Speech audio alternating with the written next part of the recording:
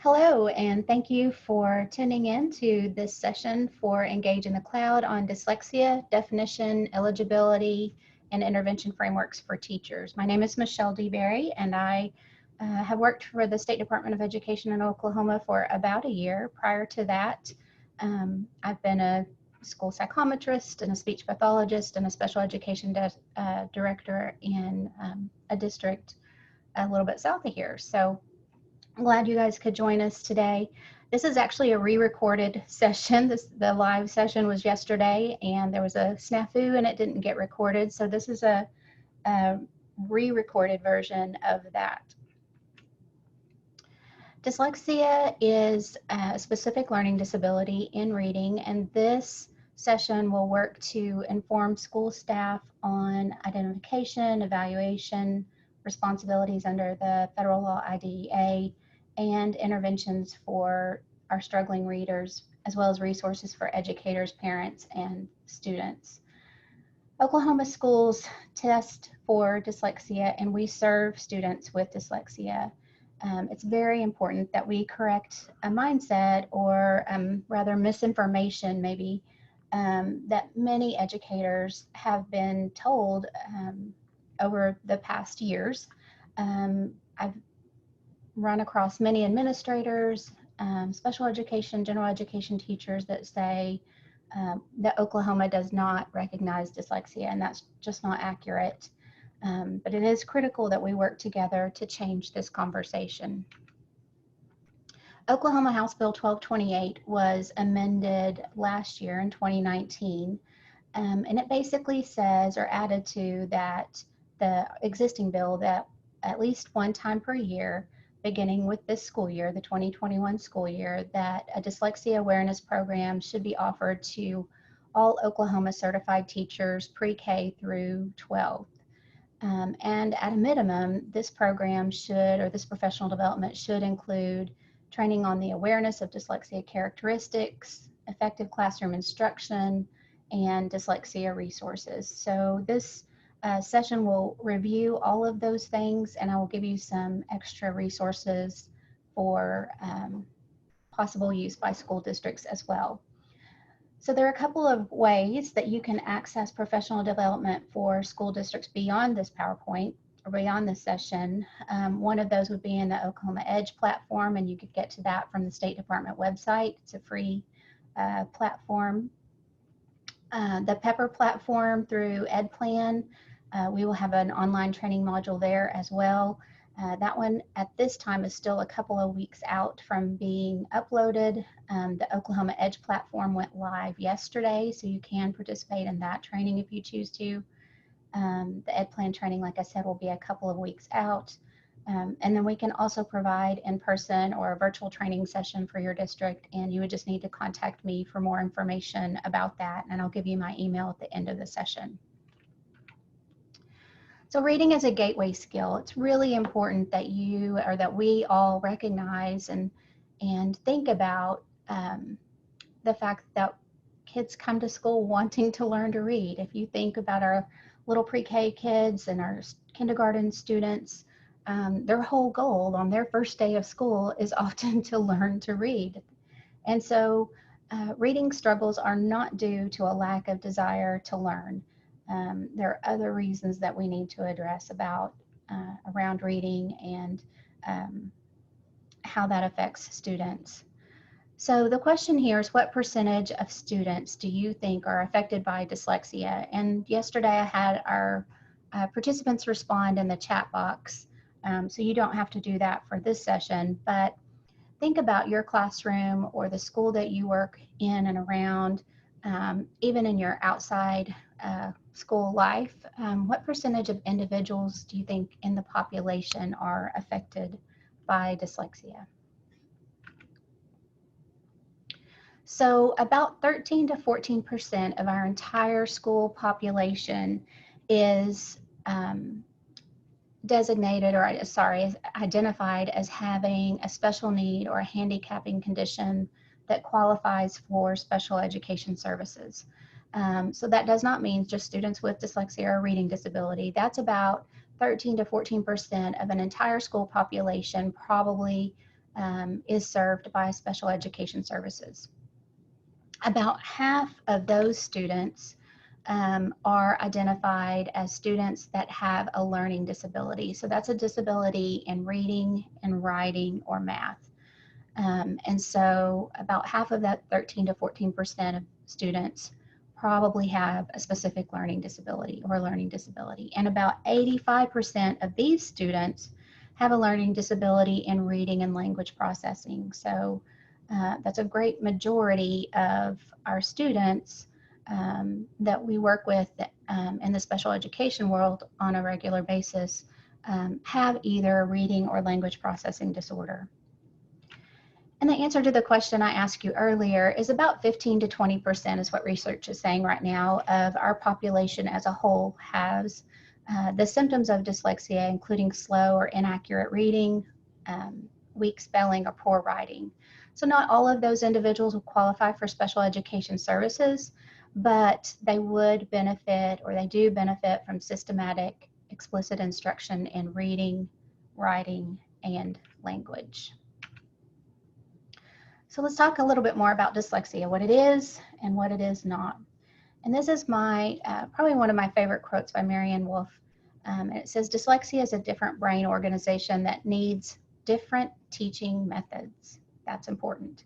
It is never the fault of the child, but rather the responsibility of those of us who teach to find methods that work for that child. So that's what we're going to talk about, what our responsibility is and how and what teaching methods will work for our students with dyslexia. So dyslexia is a specific learning disability, but let's talk a little bit about what that is.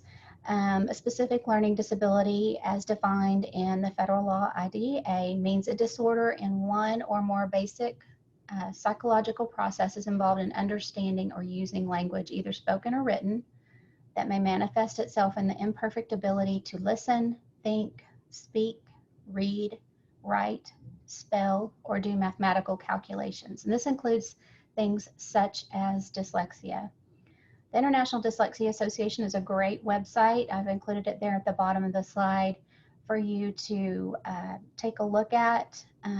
It's important, again, that we realize that dyslexia is a language-based learning disability, and it does not arise from a physical limitation, and I'm going to include a visual limitation there, or a developmental disability. So again, Oklahoma tests for specific learning disabilities. Dyslexia is a type of a specific learning disability, and Oklahoma both, public schools in Oklahoma both assess. You have the ability to assess for that, and we're going to talk more about intervention that is going to be required as well. Again, dyslexia defined, it's a specific learning disability. We've covered that well. And it is neurological in origin. It is, again, characterized by difficulties with accurate or fluent word recognition, poor spelling, and decoding abilities. Again, dyslexia is not a disability due to a lag in development, and students will not grow out of dyslexia, and repeating a grade or giving a student a little more time in school is also not going to improve the skills of a student with dyslexia. Again, we'll be talking about specific intervention that these students will need.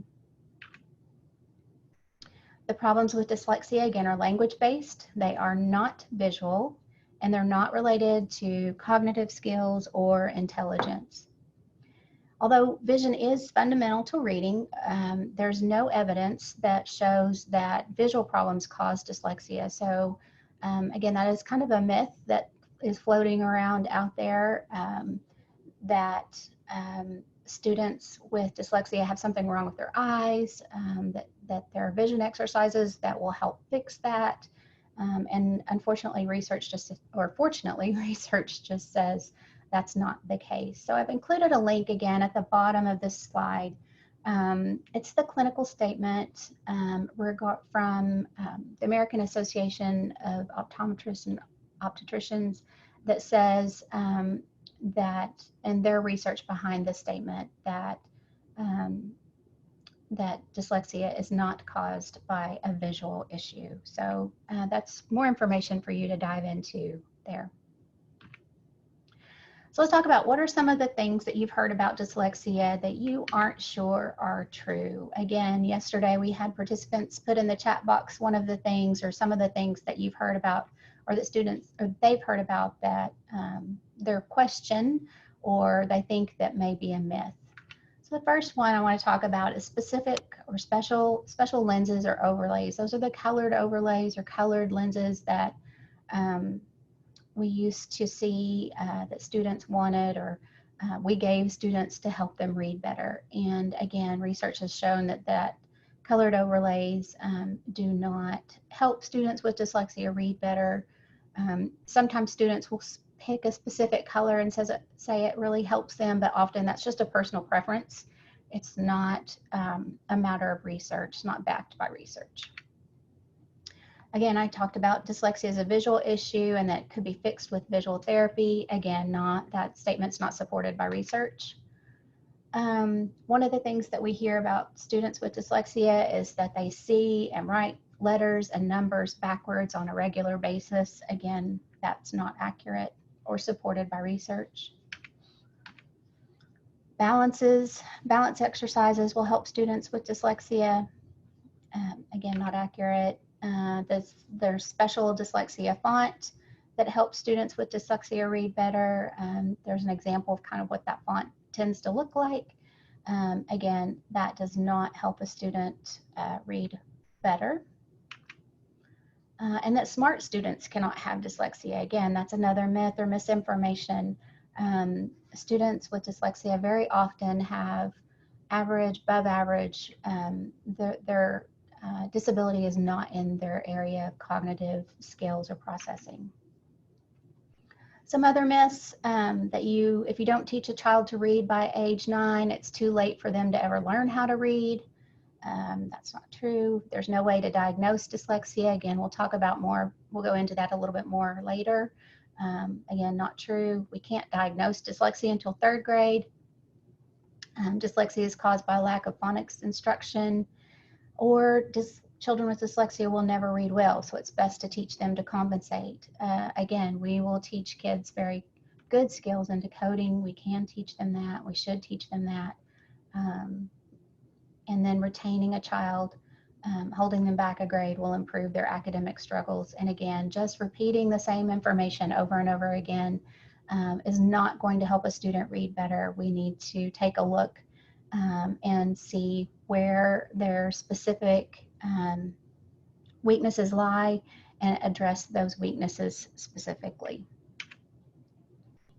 Dyslexia occurs across a spectrum or a continuous distribution. That just basically means that one student with dyslexia is one student with dyslexia. There's not, all students with dyslexia don't show the same characteristics. There's some things that they have in common, but not necessarily do they all look exactly alike. And we say this about most disabilities. One student with one disabling condition is just that. And that's why we look at each student on an individual basis or individual level. Some students with dyslexia may have really mild symptoms and characteristics. Other students struggle with it more globally and across their curriculum. Not every student with dyslexia will qualify or need special education services, but that is where Oklahoma would meet their need if they are eligible for those services. There's about 13 characteristics that are often present in a student or a person with dyslexia, but there are more characteristics by grade level in the Oklahoma Dyslexia Handbook, and that's on the State Department of Education website. And you can also find those listed in the International Dyslexia Association on their website as well. Let's talk about these 13 main issues. So we know that kids with dyslexia or individuals with dyslexia have difficulty learning to read, write, spell, and possibly do arithmetic or math. They have difficulty following oral and written instructions. Their handwriting may be cramped or illegible. Often by fourth grade and on through middle school, there's a significant difficulty with reading and spelling multisyllabic words. There's significant difficulty with reading for comprehension and reading to learn new material, as well as difficulty with writing and spelling, organization of sentences. So those symptoms can continue on and do continue on throughout the child's educational career. Another characteristic is difficulty staying on task or being easily distracted, a confusion in the sequence of letters and symbols, for example, getting B and D, the letters B and D mixed up, or the words quiet and quite, or the words was and saw. All of those words have the same letters in them.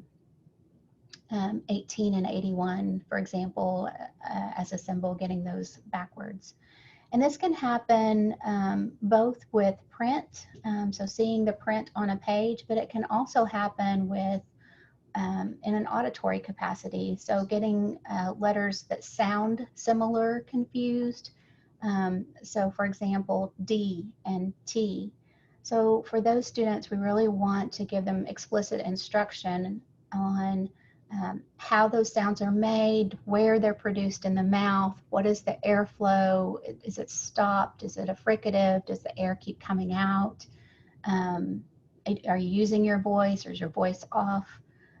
All of those kinds of things we will really teach explicitly, again, with regards to auditory similar letters, the same as we would visual letters that are similar visually. Often there's a delay in spoken language. Many of our students may have had speech therapy as a little person or may still be in speech. Often there's confusion about directions, left, right, up, down, north, south, sometimes about time, such as yesterday, tomorrow, dates, that kind of thing. And our students have often, especially the older they get, a high level of frustration. Again, I mentioned that most of our students with dyslexia can or do have average or above average cognitive abilities, and so they see their peers able to read things that they're not able to read or decode, and it's just really, really frustrating. They at some point start to feel like they're not smart any longer. Difficulty retaining information. Again, students with dyslexia use a lot of short-term memory, just trying to get it all in and then trying to make sense of everything. And so by the time it gets stored in long-term memory, that process is just very difficult. So there's a lot of difficulty with retaining information, memorizing, maybe things like summarizing a story. We hear reports about long hours spent doing homework, kids with a lot of frustration and complaints about school. You may hear of headaches or tummy problems, or the student always feels sick or wants to go home often. We may have kids with behavior issues. Again, this work around reading is very difficult, and it takes a lot of thought and work to make sense of, and so we start seeing problems there. Even on into high school and college, into adulthood, individuals have difficulty with word recognition and the acquisition of new knowledge. Again, into college or into adulthood, you'll see slow readers. There's a great deal of difficulty taking notes in class, maybe trouble learning a foreign language. So what causes all of this? Well, it is a neurological difference that is believed to be the root cause of dyslexia. So let's take a look at some brains. On the right is an image or a graphic of a person with dyslexia and what their brain would look like under an fMRI, so a functional MRI. And it just highlights in red the area that is really working in that child or in that student. So that red area, that red dot there is Broca's area. It's in the frontal lobe of your left side of your brain. And when we look at that compared to the typical brain on the left, we see there are 3 parts of that brain working when the student is reading. Broca's area is working a little bit. The parietal temporal lobe has a lot going on, and the occipital lobe, where the images are taken, the letters or symbols are taken in visually. So you see all of those areas lighting up and working when the student is reading if there's a typical development situation going on. But for the student with dyslexia, the front of their brain is working really hard. It's not getting all of the other information that's coming from the other parts of the brain. And so, and you can see that even in this graphic, you can see that is a bigger red spot there that's working. It's, again, working really hard and not getting all of the information it needs. Again, when we look at brain comparisons, on the far left, we have a graphic of a typical student reading. Again, you can see the front part. This is, again, on the left side of the brain. The front part of the brain and the back part of the brain working together. It's all lit up.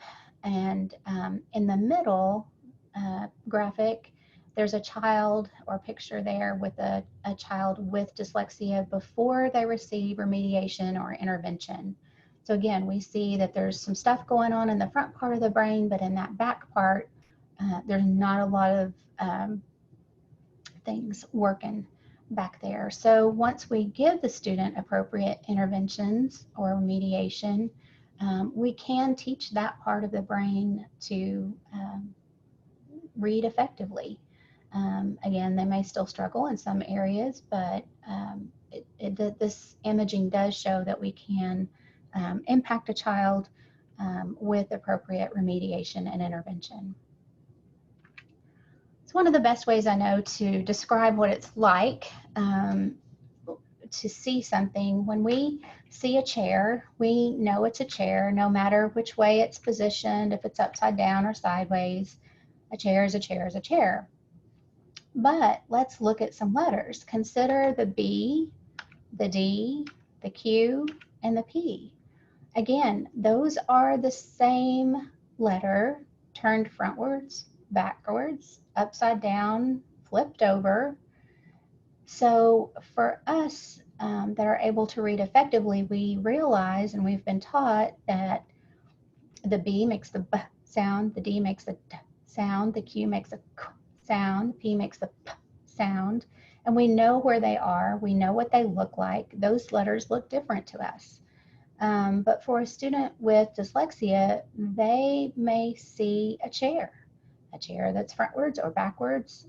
All of these letters look the same, and so it takes a lot of repetition and time spent learning to decode and learning to feel those words in their mouth and learn that these letters are actually 4 different letters, even though they are the same, really made the same.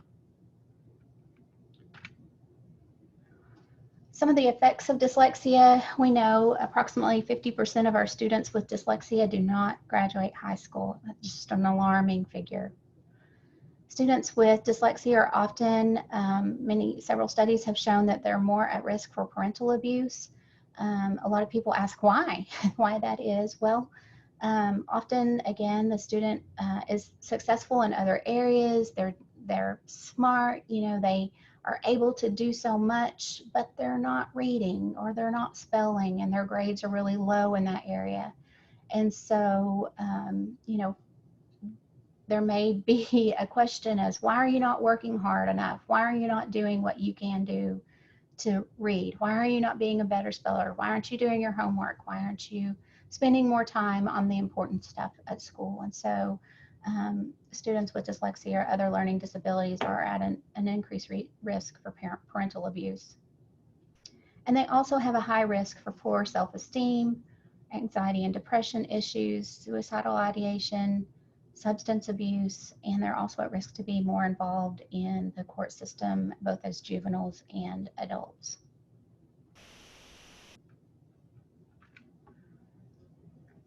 So there are students that are at increased risk factors for reading difficulties. You know, the more student risk factors a student has, the more likely he or she will encounter reading problems.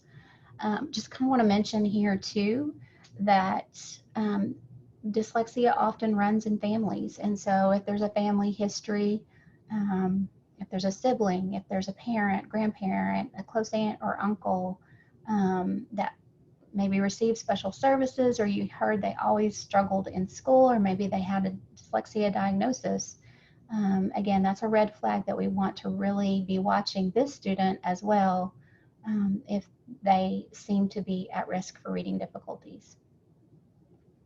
This does not mean that the student is doomed to be a poor reader. It just means that we need to monitor them closely and provide prompt intervention. But that's where good teachers come in. We often hear, this teacher really saw it. They really worked with the student. The student was really successful in this grade. And so I know that a lot of you notice there's something going on and you want to find out what that is. So we know dyslexia is not due to a lack of intelligence or a desire to learn. We also know that teachers can make the difference. So I'm going to switch over and share a video with you real quick.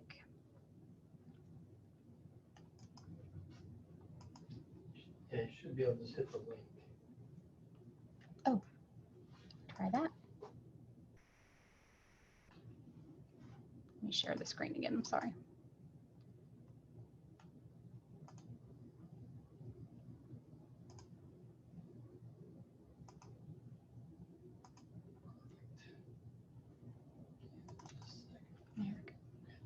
I couldn't read. I felt helpless. I look at a page and see characters separated by white space. I just turned off your microphone for a minute, so Teacher said I'm gonna call it. even though it's echoing out. Yes. Such a He told me that I could most of all, gave me confidence. I did get into college. Now I'm seeking We're playing 2 hours. It's really like that. Thank you, Ms. But it's really short. It's almost over. Stories and heard after Whaley it's very important because it shows incredibly important teacher who knows what dyslexia is and provide intervention and gives him back his own self. I think you would enjoy going to the Yosemite website, reading more about dyslexia and your question address.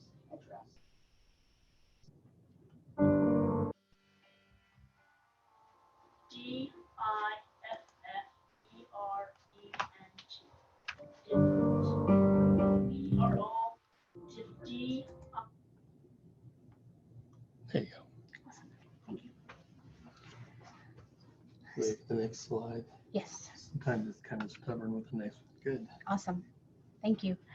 So that's just a very short video. There's a lot out there, but I love that one, number one, because it's short, but it does direct you to the Yale Center. And I've also put that link at the end of our session today. Tons and tons of resources there for teachers and for schools. It's important to identify a child's dyslexia and know that it does not limit their potential, but identifying dyslexia empowers students to understand the nature of their differences and strengths and their path for success. I always like to say it gives them power to advocate for themselves. So let's talk about how we do that. So screening for dyslexia is really just the act of gauging a long-term risk for poor outcomes in word reading or spelling that are considered to impede literacy development.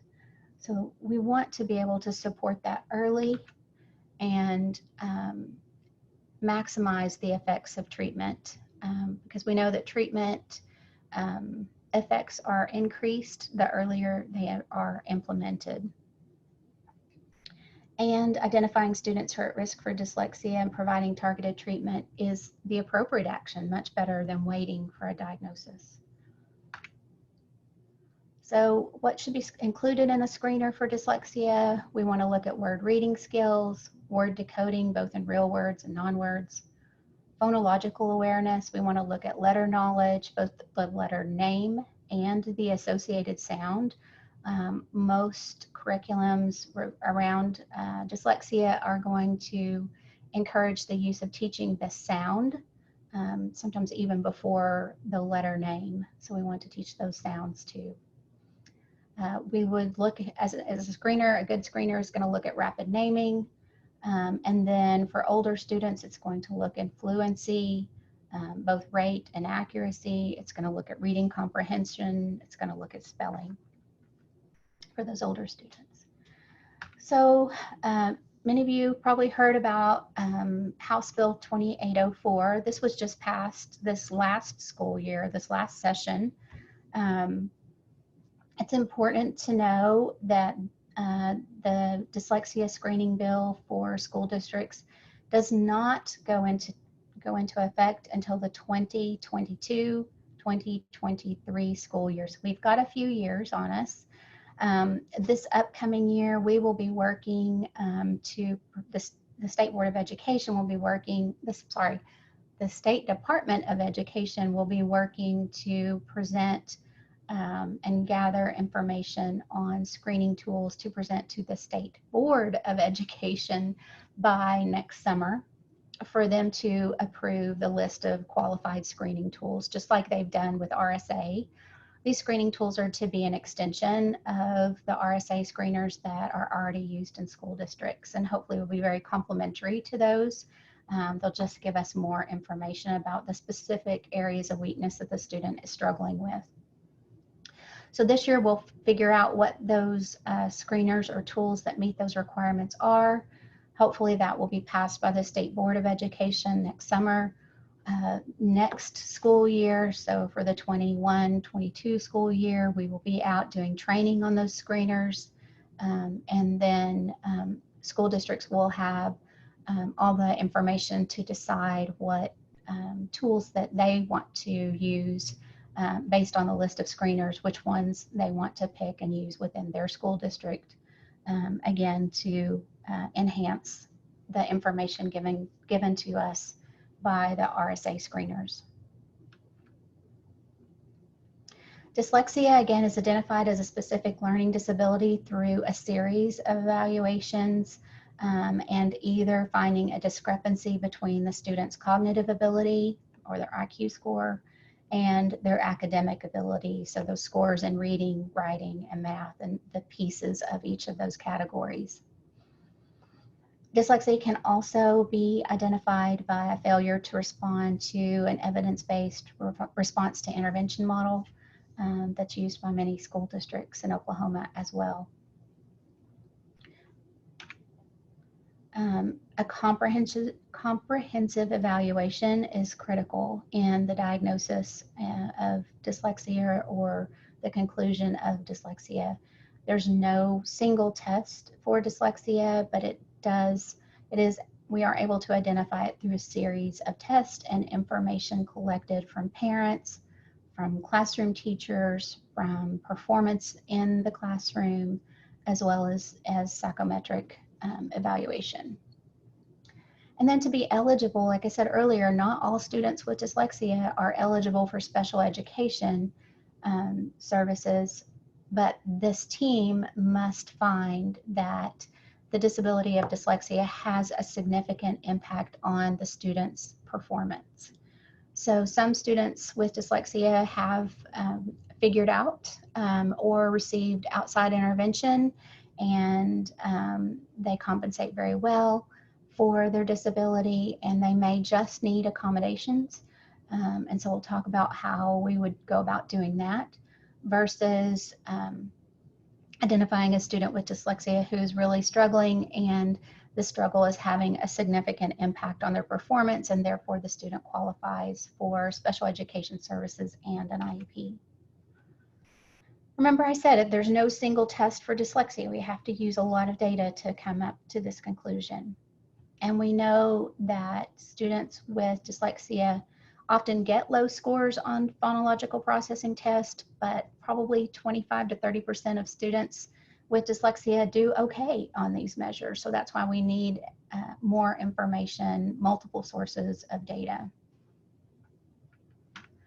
So just quickly to review, an IEP is mandated by the federal law IDEA, or the Individuals with Disabilities Education Act, that was last passed in 2004, amended in 2004.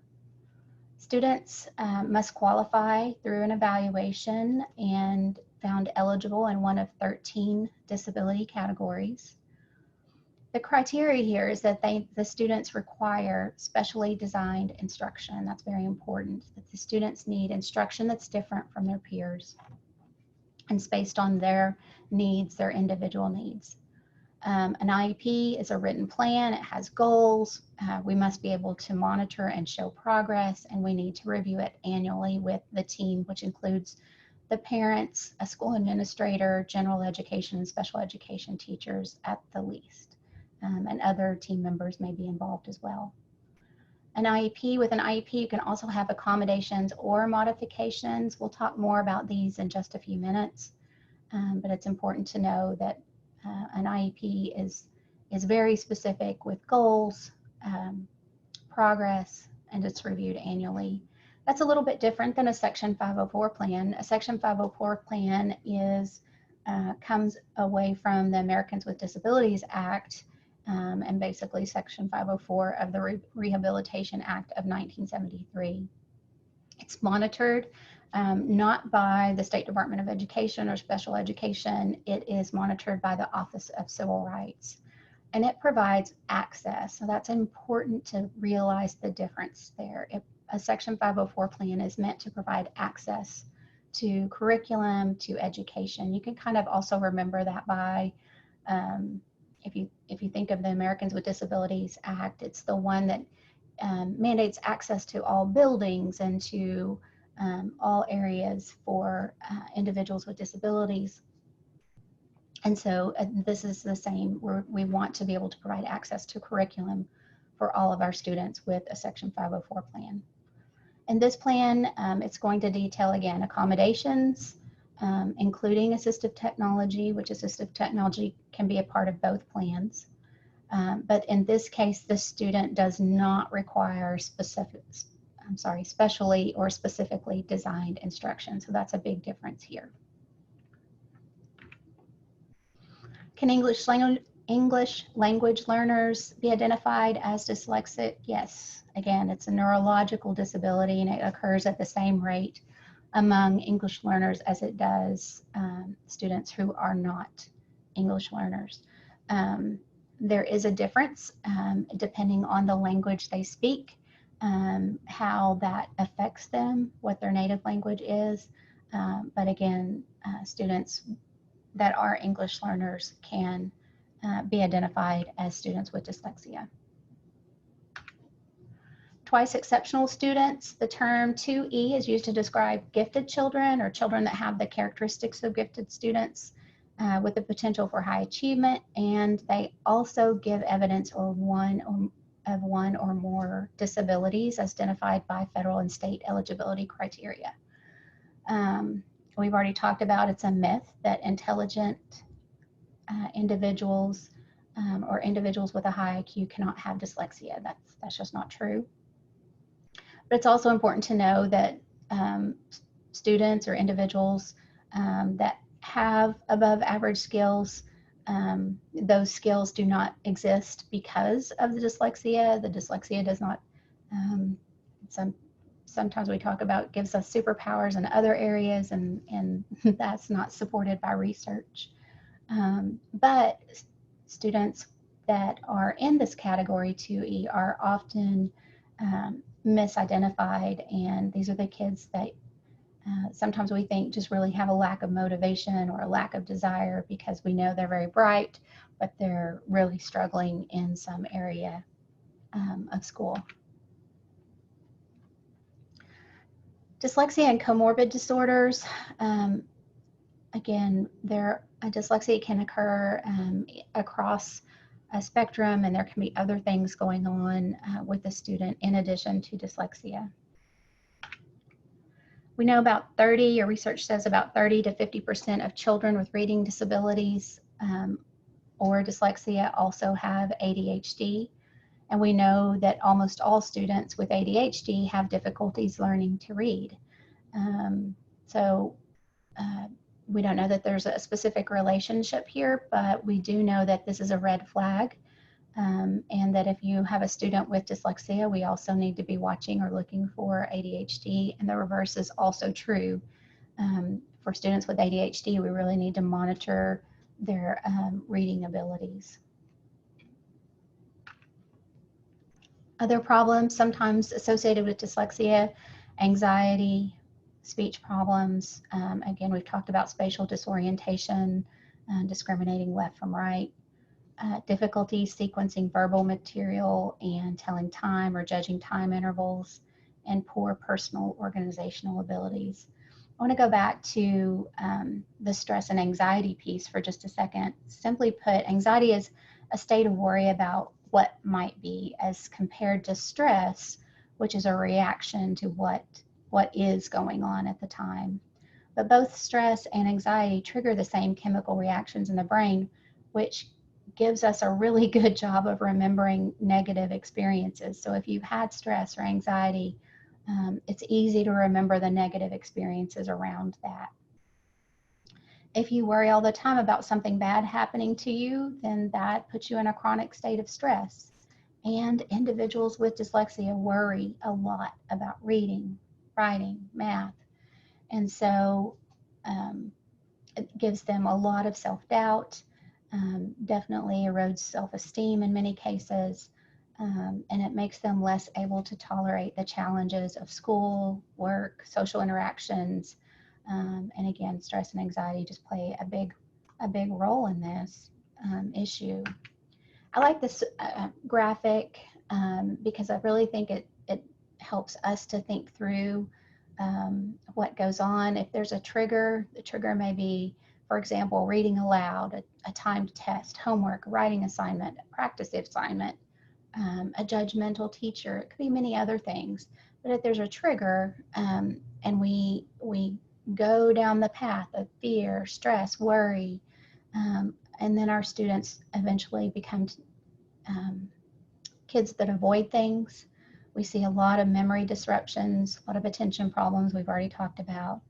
The physical symptoms and complaints. Remember I mentioned headaches, tummy aches, those kind of things start happening. Again, this happens especially with older students, older elementary students, when they really start struggling in school. I've heard a lot of students say, I just don't feel good all the time.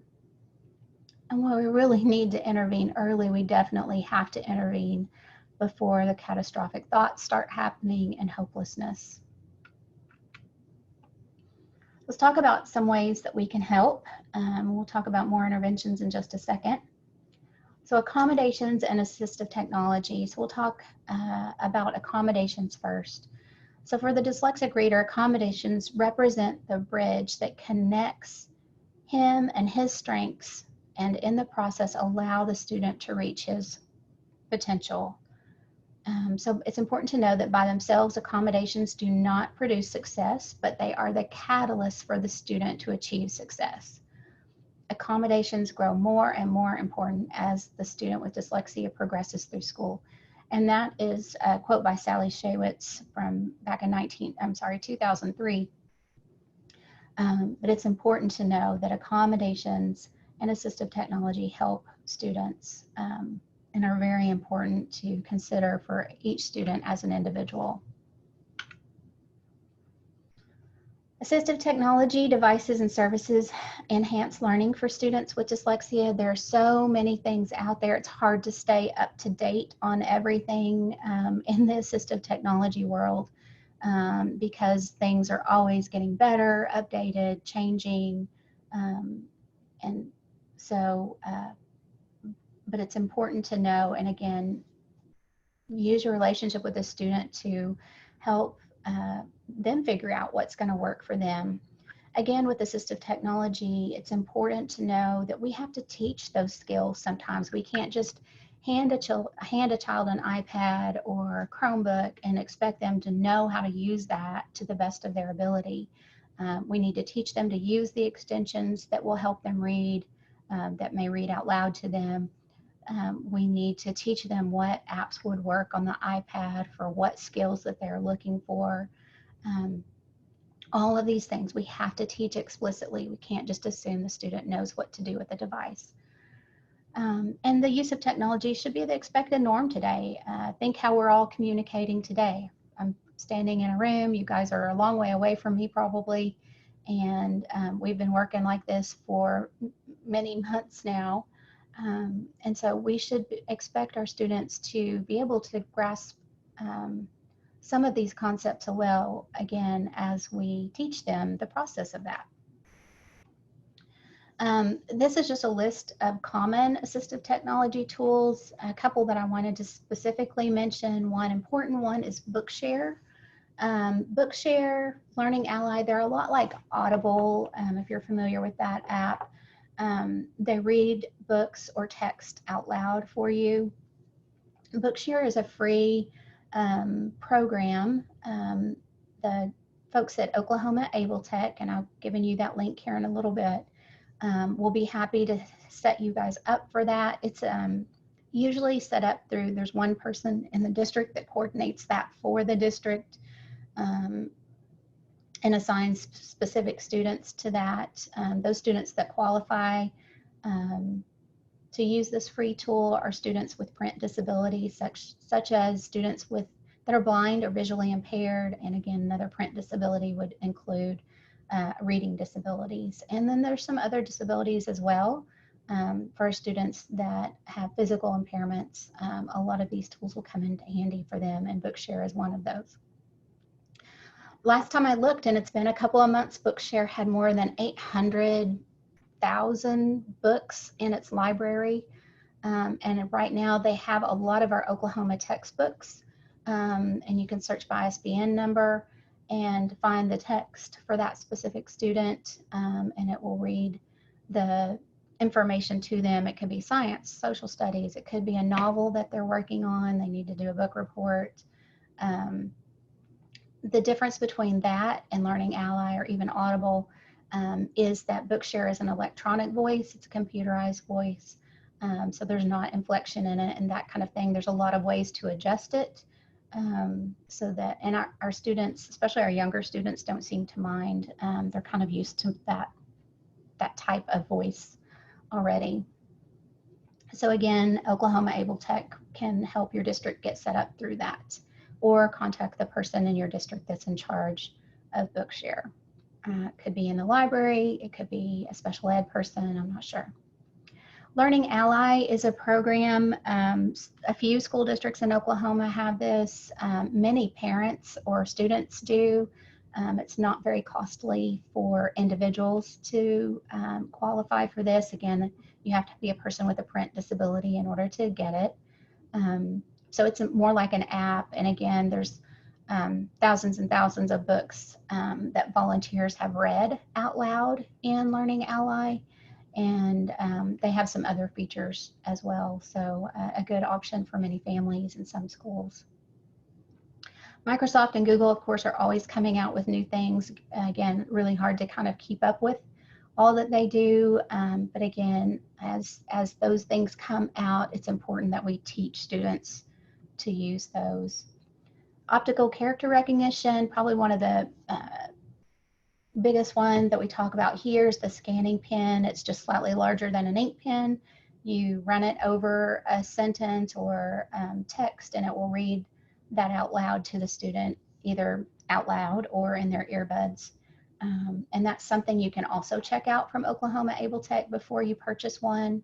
They have quite a few of them available there to look at and to use with students. You can check things out for free for 6 weeks. And then you send it back in. If it works, then that's a great time to purchase that for the student, that the school district would be responsible if that works for the student. If it doesn't work, then again, talk with Oklahoma Able Tech about what else might be an option there. A lot of our younger students like to use it.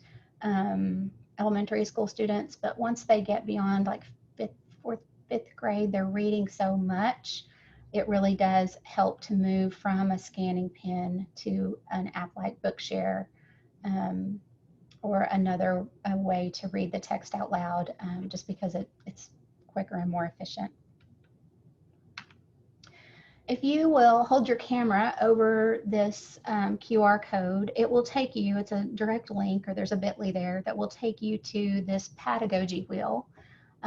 This you can use for both Apple or Android devices.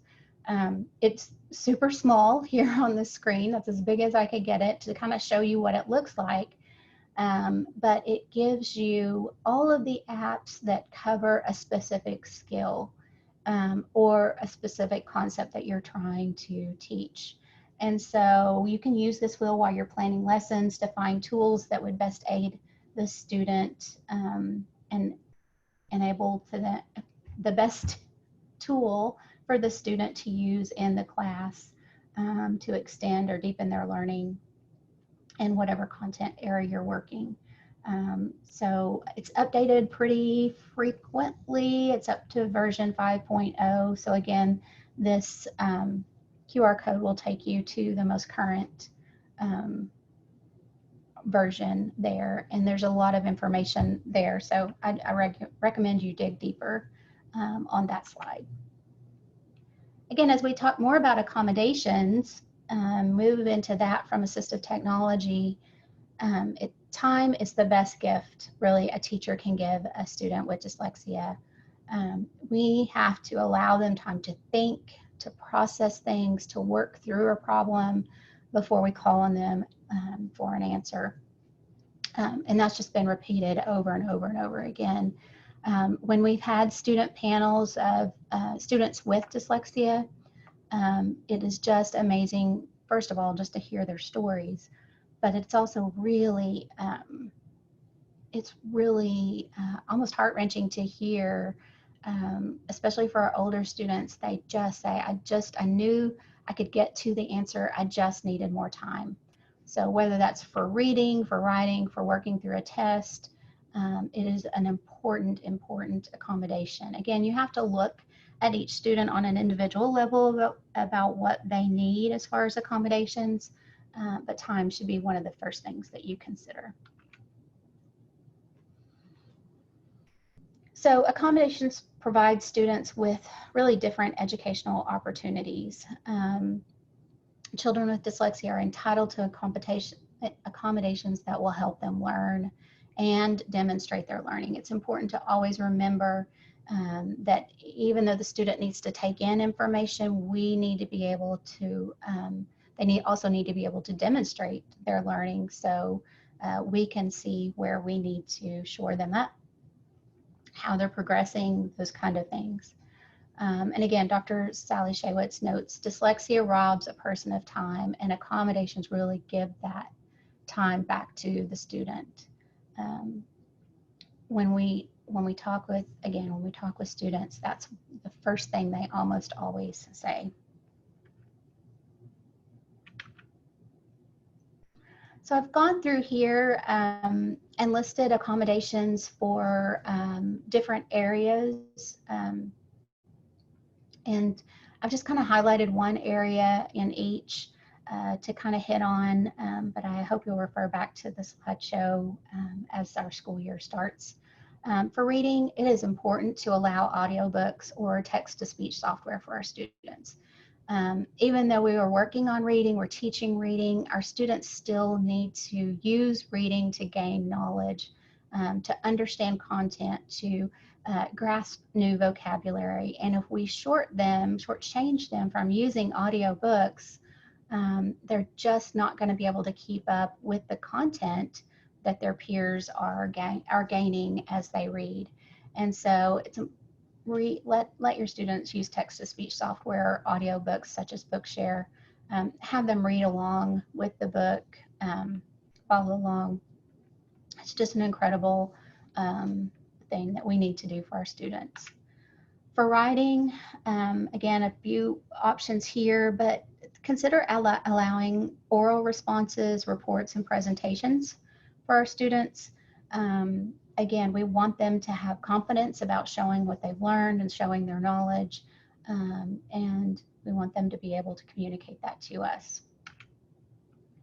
For testing, again, extra time. We've just got to let them have extra time to process the information, to make sense of it, and then be able to give back the knowledge that they understand.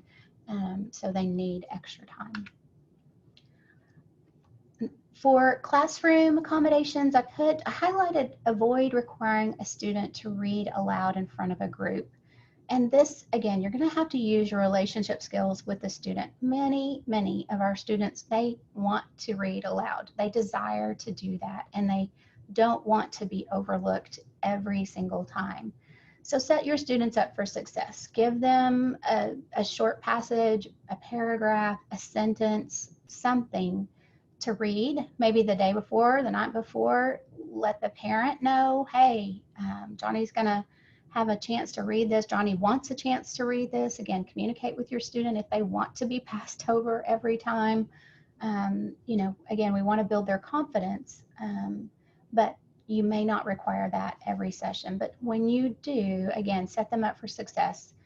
Let them practice the day before, the night before, the morning before, so the student knows exactly what's going to be required of them, and let them have that opportunity as well.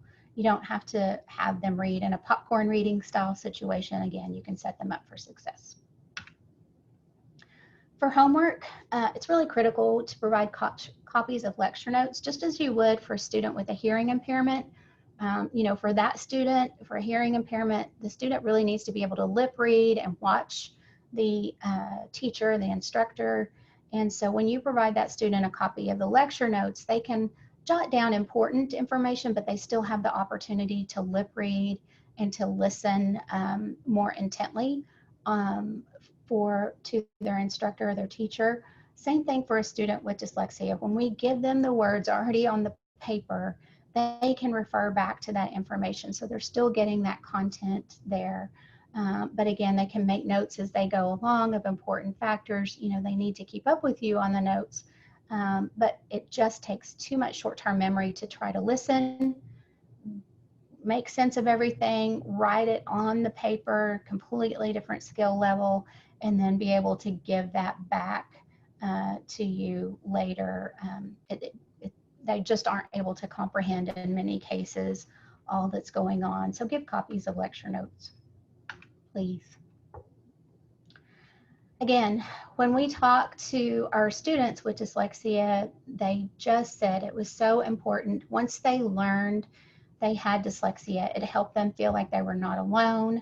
They were more able to self-advocate. They were more able to tell their teachers, hey, I need more time. I need this accommodation. And overall, they were just more successful. When we talked, sorry, I got kind of off track there. When we talked with our students, our older students that weren't identified until they were older reported much more struggle, anxiety, stress going through school. They felt stupid. They didn't understand why they weren't able to do what their peers were doing. But the students were identified young, really young. They were more able to talk about what was going on with them. They were able to relate their struggles. They were able to advocate for themselves. They had a name to go with their disability. And so it just gave them a great deal of self-awareness. And they were much more confident in their abilities.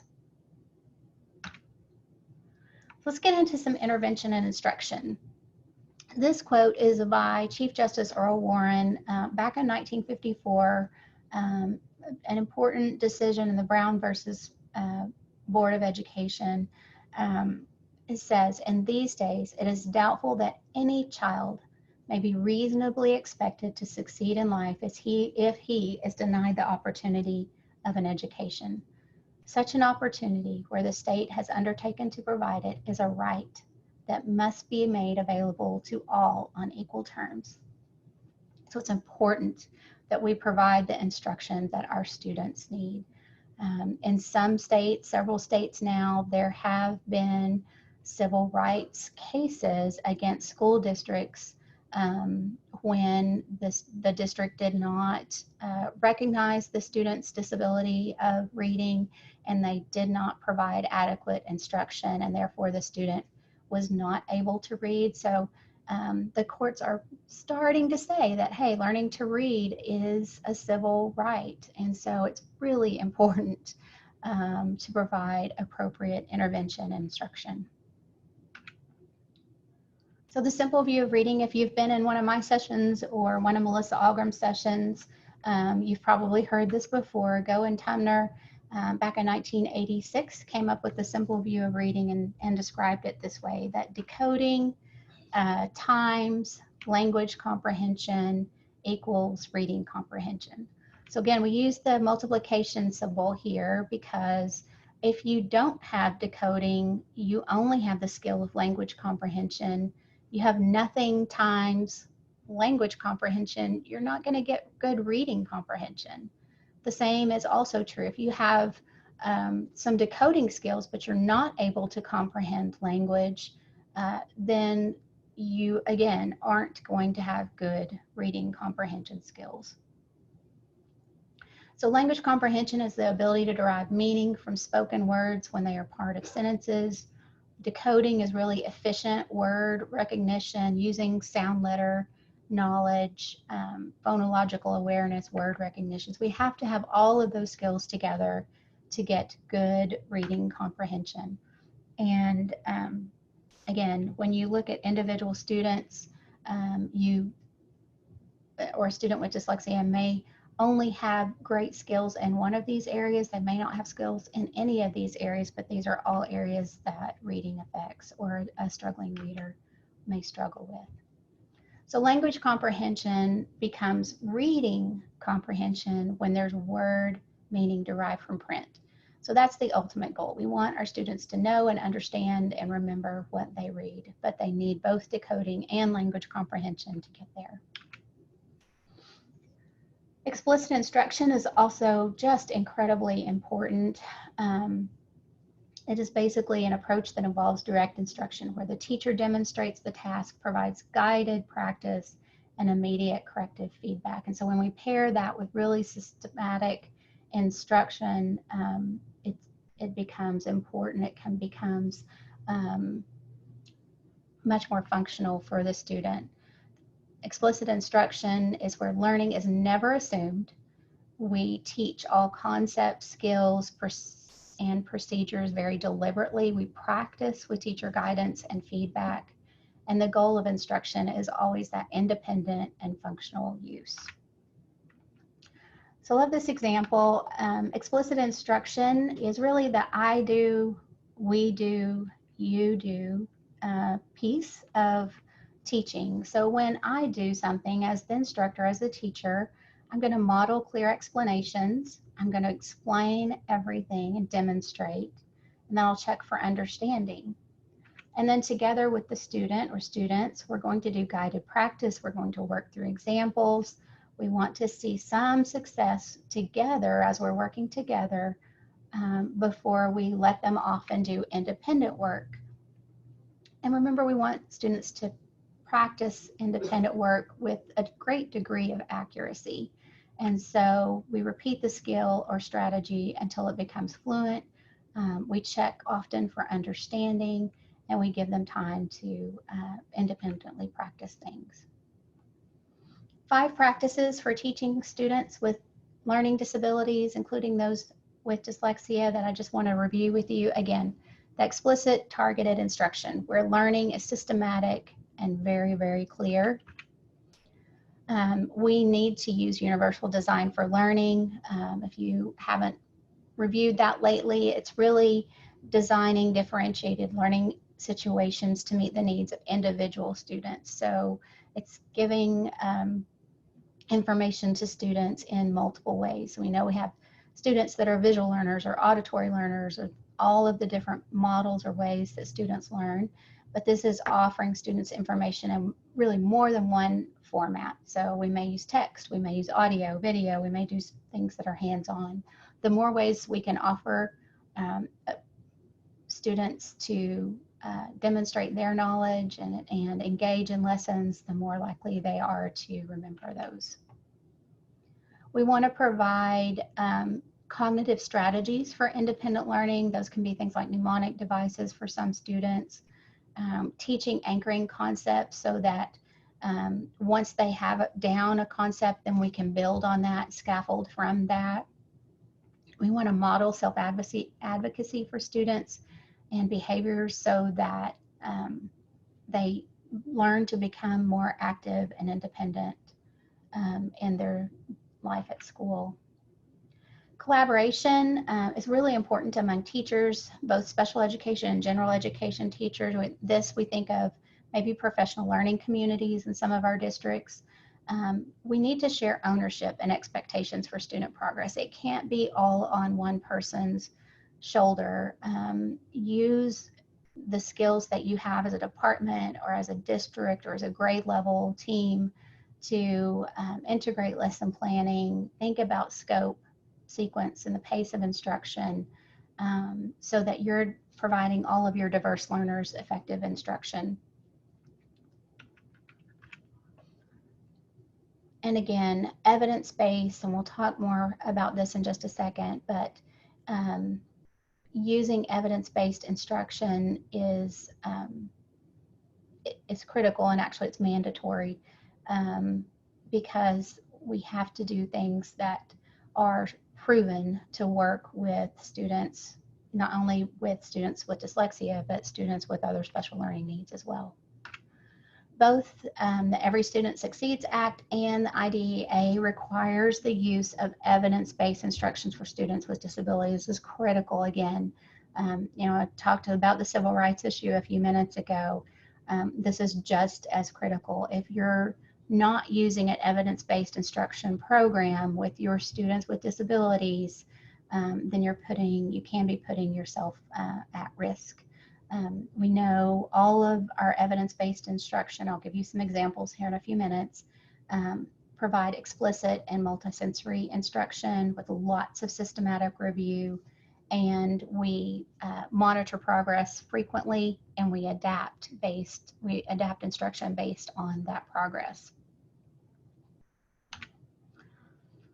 So for students with dyslexia, evidence-based instruction is defined very specifically in federal law as an activity, strategy, or intervention that gives us a statistically significant effect on improving student outcomes. So in short, it means that evidence-based reading instruction is a particular program or a collection of instructional practices that have a record of success. And for students with dyslexia, that's also going to include structured literacy. Again, on the International Dyslexia website, you can read much more about that, and I've got another slide, I'll talk a little bit about that. But it's just essential. Structured literacy components are essential for students with dyslexia, but they're also useful for our students without disability. It's good literacy teaching practice. Structured literacy is an explicit, direct, systematic, cumulative, and diagnostic approach to teaching that goes through each of these areas. It teaches the phonology, which is the study of sounds, or the pieces of language, or segments of sound, I guess. Sound symbol association, or basically the alphabetic principle. It goes through syllables and the ability to divide or decode unfamiliar words. It talks about morphology, which is the meaning of words, and syntax, which is the sequence and functioning of words, like grammar, sentence structure. And then again, semantics, where we talk about the meaning of words. So all of these are components or elements of structured literacy. There's no one program that's going to remediate all students that have dyslexia. There's just not one specific thing. Again, that's why we look to our screening and our assessment to pull apart and drill down to the areas that each individual student is struggling, so that we can meet them where they are. These are examples. You know, the State Department of Education, we cannot approve or mandate or tell you to use a specific program for your students with dyslexia or other learning disabilities, but I did want to give you some examples of very good evidence-based structured literacy programs. Most of these, all of these are used across Oklahoma, and there are others that I didn't include on the list. I just included these mainly because they're the ones that I see most often or hear about most often used in Oklahoma. I would encourage you to do some more research on them. And in the Dyslexia Handbook, there is a structured literacy checklist, and if you can go through that and review each one of these programs and determine which might be the best for your student or your students or district. And there may be more than one that you need, but at least one you do need to be able to meet the needs of your students that have a specific learning disability in reading. So moving forward, it's important that we highlight successes and ways that students excel so that they do feel successful. Again, we want confidence, we want students with good self-esteem. And sometimes sharing stories of other successful individuals with dyslexia help. It's really good to look at those informations.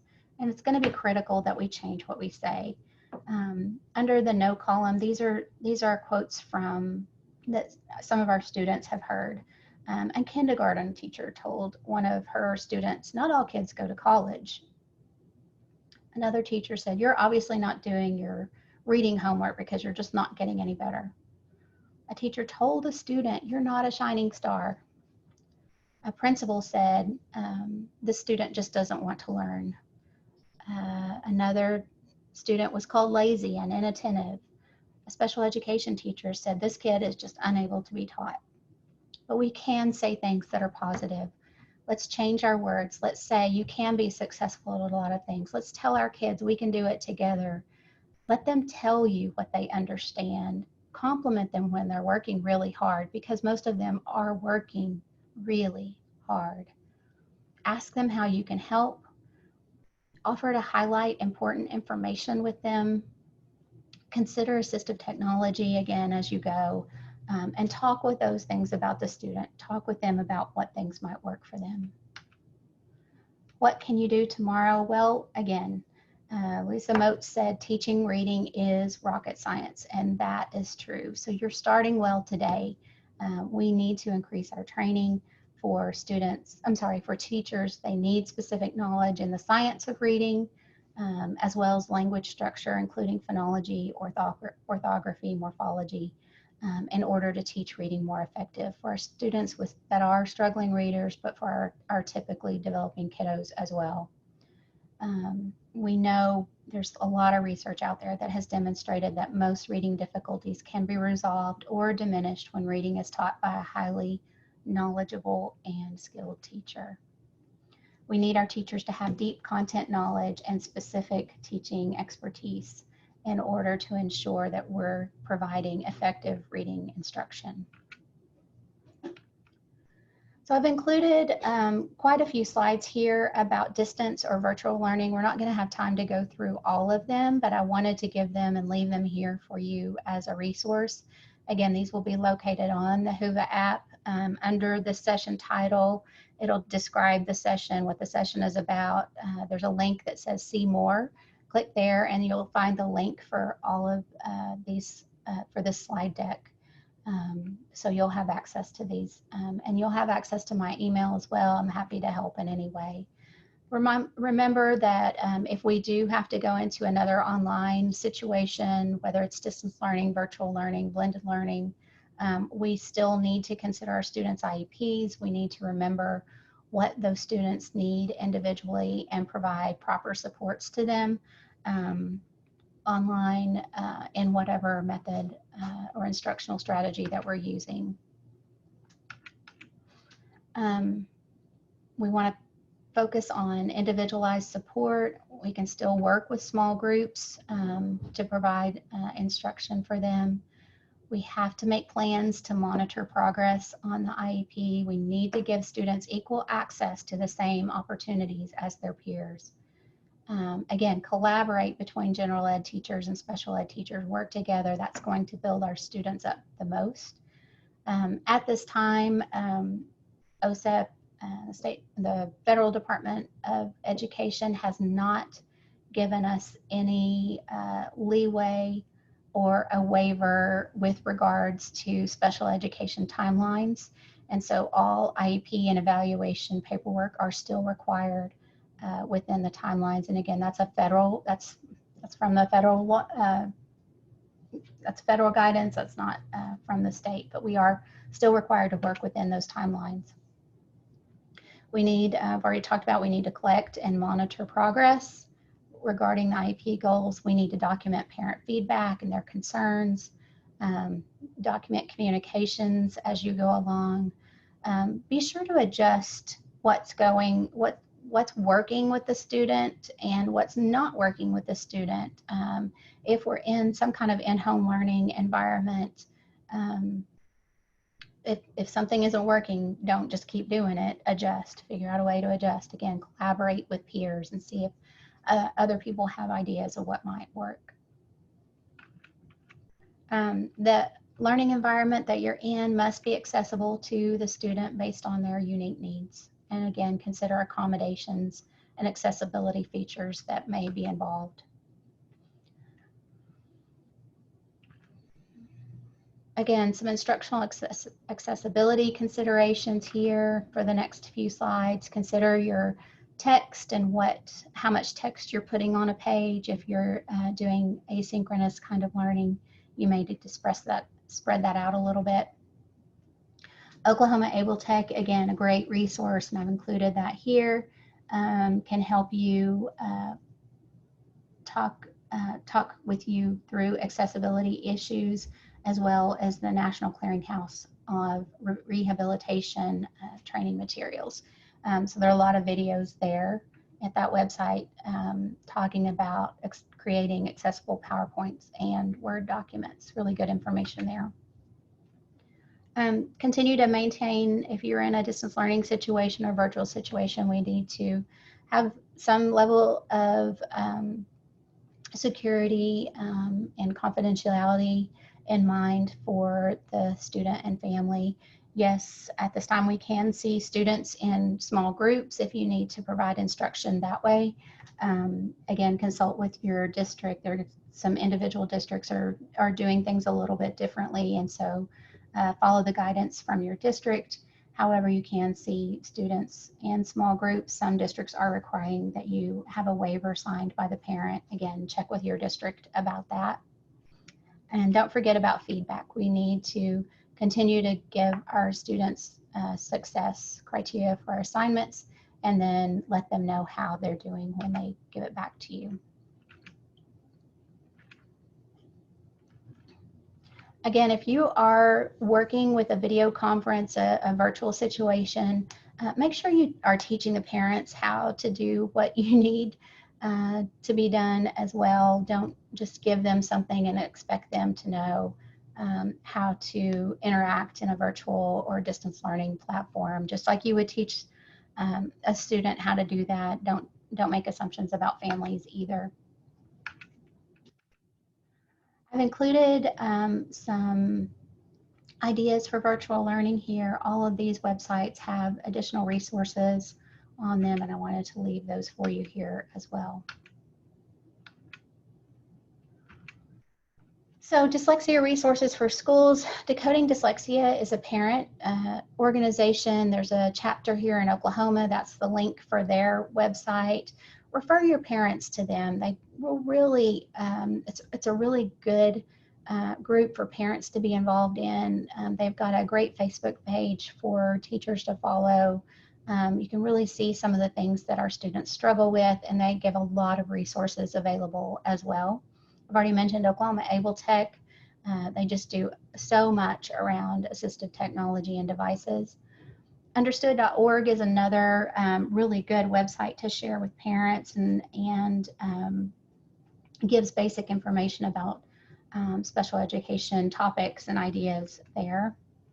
The National Center to Improve Literacy, it's kind of self-explanatory, but they have a great document called Understanding Dyslexia and what the effects of dyslexia are. Again, I've already linked you or told you about the International Dyslexia Association. It's probably one of the top places I go when I have questions.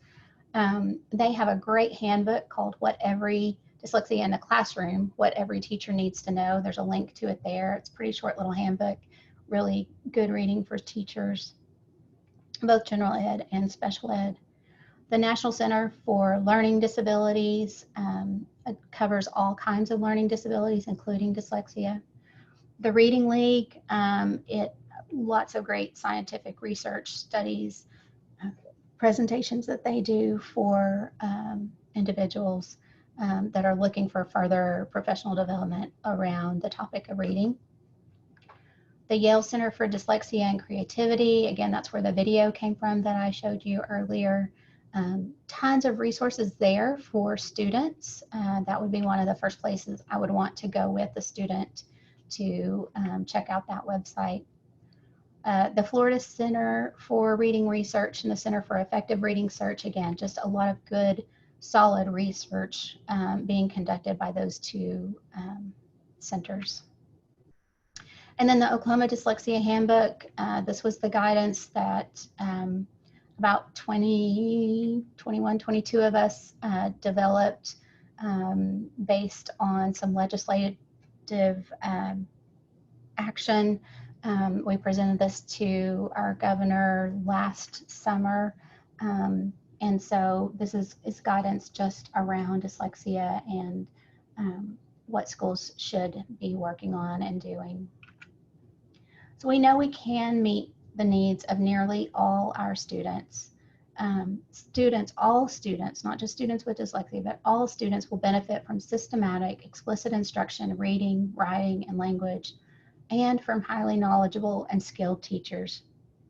And this is absolutely vital for students with dyslexia and for most students reading below the basic level.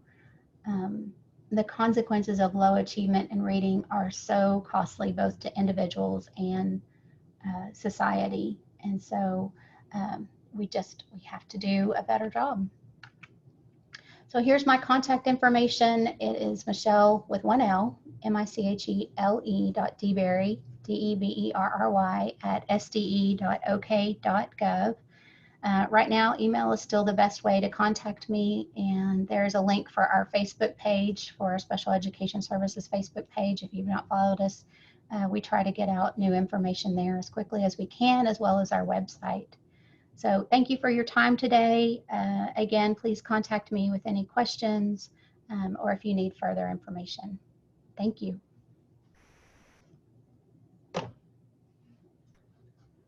Good job. Thank you again. That's a lot.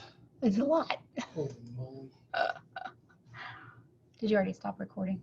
You can stop it or just end the program. Okay.